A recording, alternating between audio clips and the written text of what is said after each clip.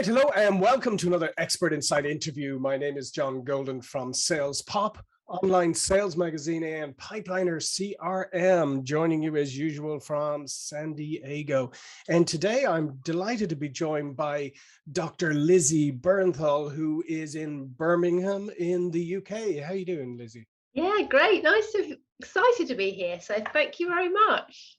Yeah, thank you. And Lizzy has over 25 years as a health professional educator in the National Health Service, British Armed Forces overseas. And she's learned a lot she was a researcher to a lieutenant colonel, 3 years as her own business coach, where she supports authentic leaders. And what we're going to talk about today is key tips for confidence, leadership, and resilience.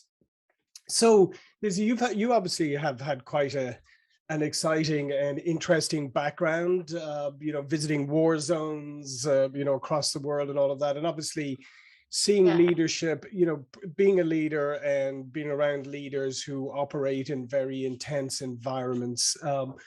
What are some of the things that you learned from that can translate to people who, let's face it, most of us aren't going to get shot at during our normal day. So for people in business or in jobs, what did you learn from that's translatable? Yeah, I think the first thing I would say is choice. As a leader, we always have a choice. And we might not think we have a choice, but we do.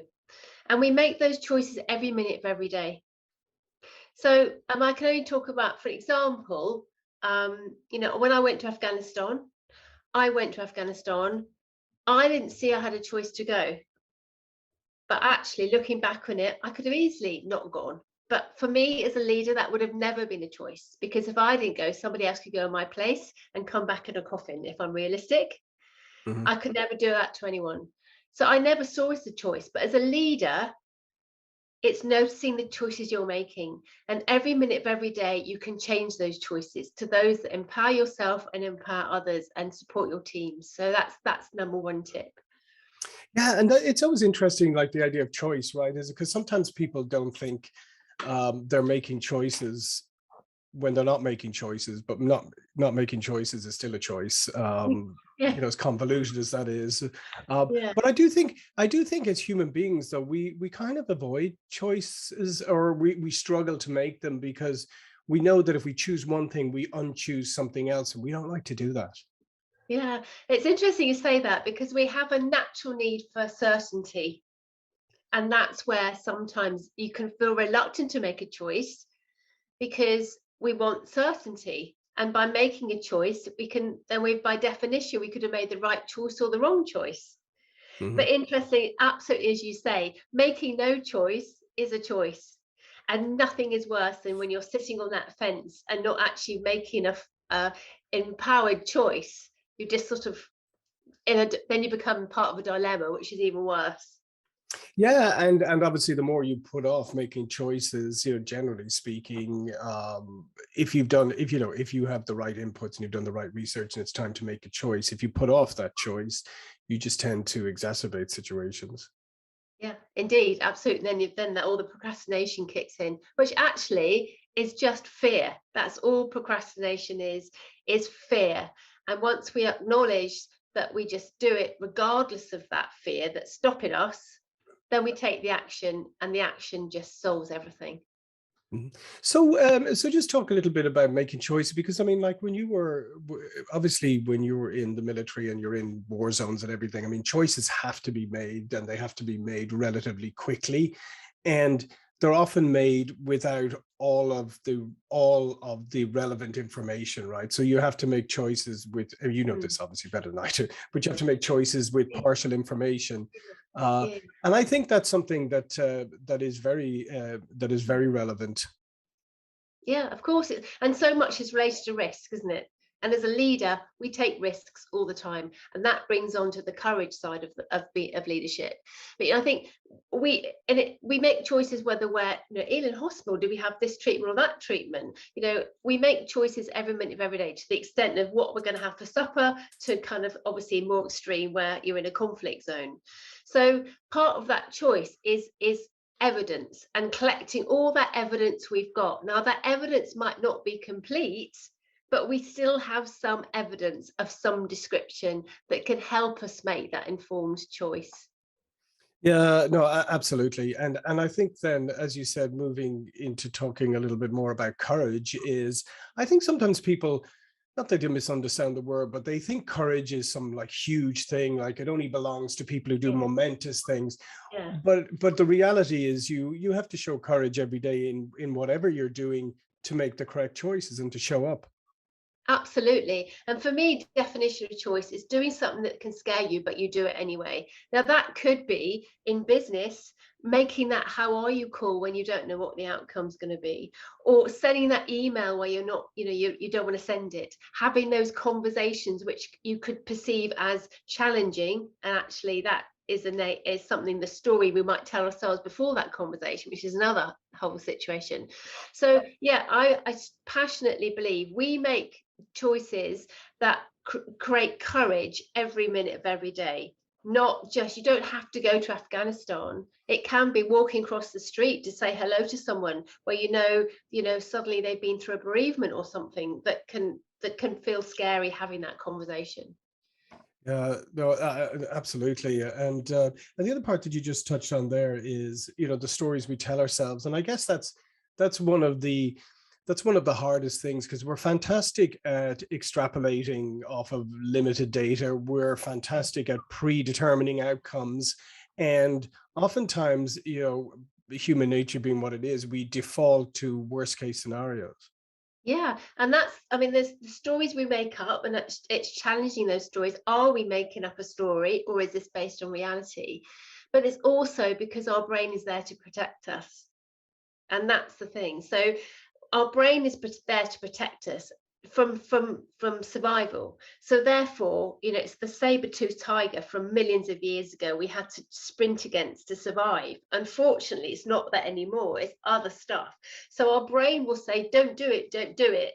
Even though we know, whether we're in business or we're leading a team, we know that if we don't do anything, that's where things are going to go wrong. So we have to defy our brain by taking the action anyway, and then things start moving.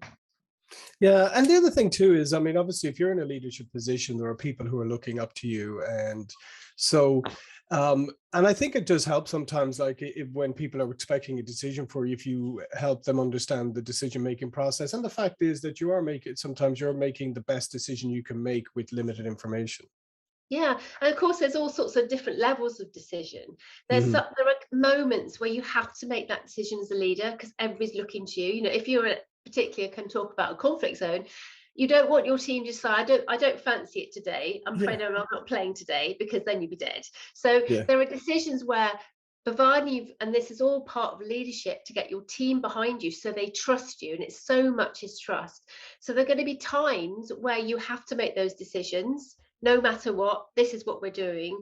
And there are other occasions where there's much more negotiation and you're all very much a collaborative, working together for the common goal. So it very much depends on the circumstance, really.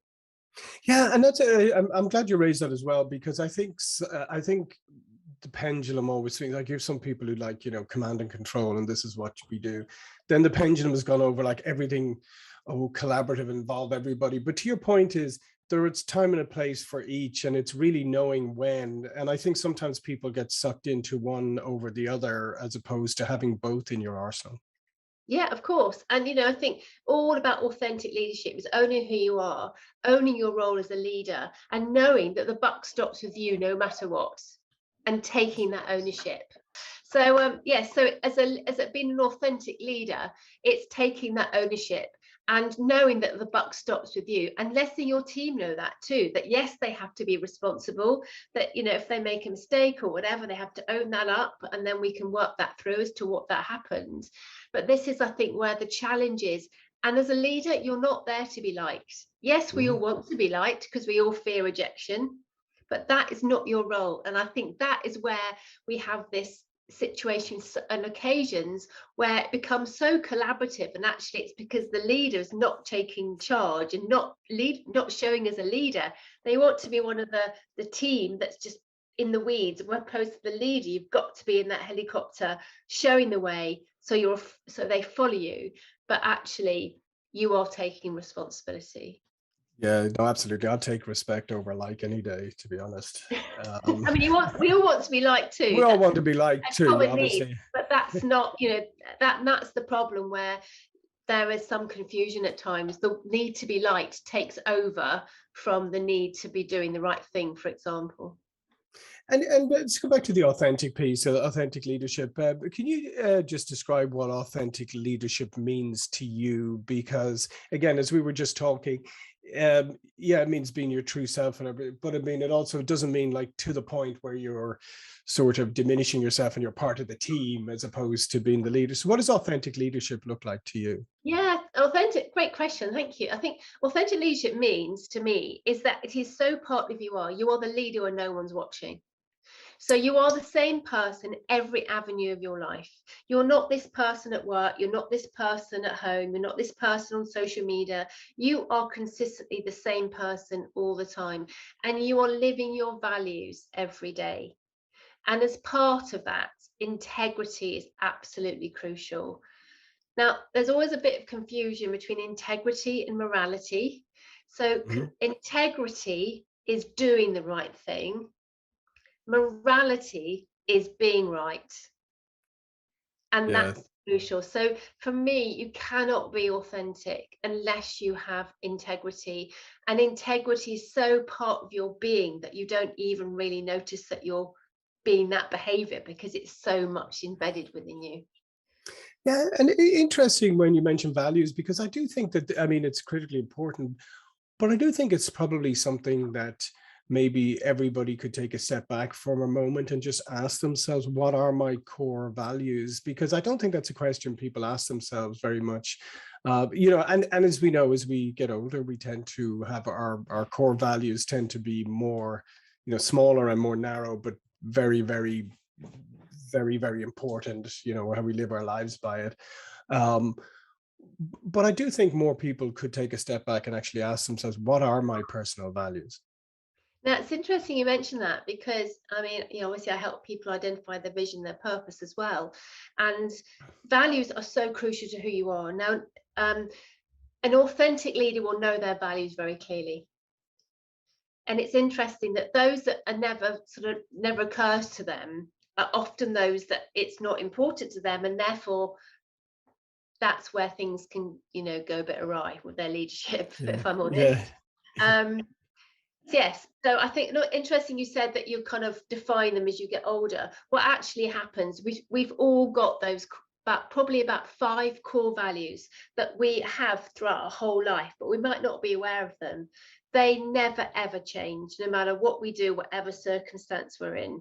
And then out of that, you can have a huge number of other values that are important to us, but they're very much environment, circumstance, can change depending on where we're at, where we are in our lives. And then the other thing, just coming back to the integrity piece, because again, as you rightly pointed out, I mean, integrity is obviously how you behave and how you behave, when no one's looking as well. But it's really it's that piece, it's that integrity piece, it's modeling behavior, and I think that's something that's been lost a little bit, because we live in such a noisy world and everybody's shouting at each other and telling everybody what to do, and you should all of this craziness that's going on. But at the end of the day, people look at the behaviors you exhibit, how you live your life, how you walk, whether you walk the talk or not, that modeling of behavior. And I think that's so incredibly important. And Yeah, it's not enough attention paid to it anymore. yeah. And I think that fundamental difference is being authentic is a way of being. It's not a Mhm. way of doing. And that's the nub here. It is so embedded, as I say, but that's a way of being. And I think this is how you can clearly define it. It's what you're doing is separate from how you're being. Yeah, because it's funny, because there's a lot of people talk about how to be more authentic and how to become authentic You and all, which can't is be all. more authentic. You either are or you're not, I believe. No, absolutely. But it's an interesting thing because it's a word, authenticity now just is getting thrown around all over the Yeah. place. It's become a real kind of buzzword in many ways. And to your point, I don't think a lot of people really understand what it means. Yeah, exactly. And it's because it's a nice, oh, you're an authentic leader. That means you're a good leader. And Mhm. actually, it's only the true authentic leaders who really know what authentic means, and then they are being authentic. But we can always put labels on ourselves or other people, and actually, that doesn't mean say that label is absolutely true to what's going on. Yeah. And one other thing about about communication is, and I think this is probably one of the biggest challenges of leadership, and certainly challenges of leadership today, is that more than ever, people receive information in different ways, and people like to be informed in different ways. So it's quite challenging often for leaders now to that they have to communicate in multiple ways, sometimes differently to different groups, to different individuals or whatever, because one size fits all communication just doesn't work anymore. Yeah, I think, as you said earlier, there's so much noise out there. So it's clearing the noise, but also the power of a good leader or an authentic leader will know all their team. So they will know all their team personally, they'll know their children's names, they'll know their background, really know them well as individuals. And then they will understand what is the best way to communicate with certain individuals. And as a collective, and having that feedback, 360 feedback is gold, because actually then you can really find out how you're doing. Yeah, no, absolutely. I know. I was thinking is like, the best age you think of, managers of sports teams or football teams or whatever. I mean, the best managers know like this player, I need to put my arm around and kind of encourage and build up their confidence. This guy or gal over here, I need to give a swift kick up the Yeah, behind to get them back on track. yeah, exactly. Which it goes down to the whole thing of not being liked. It's doing the right thing for the whole common good of the whole team and the organization and wherever you're working. No, no, absolutely. And I just think that today, leader, and here's the other part about leadership, I think, is people always love to say, oh, leadership and management totally different. Like leadership, is totally different from management. And yes, there's obviously there are parts of leadership are, but you can't really be a good leader if you're not a good manager at the same time. No, you can't. But I think there is a subtle difference. I think the management is just a lot of the doing stuff, as we've just talked about, and the leadership is much more the being. So management tends to be much more task driven, and much with the jobs that you're doing as part of your role, your job description, you do this, you do this, you do this, you do this. That's more the management side. So that's how I see the difference. Yeah. Yeah, absolutely. But as I said, if you don't have both, then you just kind Yeah. of, you have this kind of maybe this inspirational leadership, but it's not like it's not practical. It's not No, implemented in a practical fashion. you have to take Oh, action to be a leader. You can't just be that person. I know exactly. No, because you come across it in the past. I mean, I've come across it a lot. You have the sort of visionary leader, and they just paint pretty pictures in the sky, but then everybody has to clean up the chaos. And then you have leaders who are visionary, but also know or also operationally realize that visions are only as good as whether you can realize them. I think that's a really interesting point, actually. I think all of us as individuals, we have assets within us. Some people are naturally innovative and visionary, others are much more practical. So, and it's acknowledging where your strengths are, but also in what environment are you in. So, if you're in a culture that's very innovative, that's where you might need to be a visionary leader. But within your team, you've got to make sure you have all these other people as well. Mhm. And obviously, a lot of that comes down to self-awareness, because Yeah, as you rightly point out, is you need to know what you're good at and what you're not good at. And sometimes when people get into a leadership position, they fall into that trap of thinking they need to be at least perceived as knowing everything or as the expert or whatever. So, which is obviously a mistake. absolutely. And that's all, again, being part authentic. Part of authentic is the courage to be vulnerable. And a part of the courage to be vulnerable is to say, hands up, I don't know how to do this. And we're all learning every minute of every day. And obviously, from an empowered way, you don't sort of want somebody saying, "Oh, I can't do this, I can't do this." But, it's we can't know everything. We are human beings. So a human being first and a leader second. And it's having that acknowledgement. And this is why you have your team there. You'll have experts in your team in certain fields. You can't be an expert of everything. And it's having the courage to say, look, I don't know about this. However, I'm willing to learn. Show me. And that empowers your team, because then your team can support you. But the point about the leader is that they are the figurehead to do all that. That is separate from the knowledge that they might have. Yeah, no, absolutely. And I think the business world's getting more complicated all the time, and there's a lot of very, very specific expertise needed in different areas. So it's totally unreasonable, to try and assume this mantle of being the expert in everything. I think where you often prove your leadership is how good you are at recruiting the right people for the tasks that need to be done. Yeah, and this is where culture, I've got a whole thing about culture, because the culture of organization is crucial. And it all comes down from the top of the culture that organization wants to portray, and therefore the people they attract. And this is when you get toxicity, unfortunately, where the culture is just not supportive, and it just perpetuates. And until somebody says, right, this is enough, let's just change this. But that takes courage, and it takes time, and it can be unpleasant and uncomfortable. Yeah, no, Absorbing it. it's a great one to just end on, because I just think that the culture one is very interesting, because a lot of organizations, their culture just grows organically, and as you say, it just becomes a reflection on like who the CEO or whatever it is, like whatever their personality is.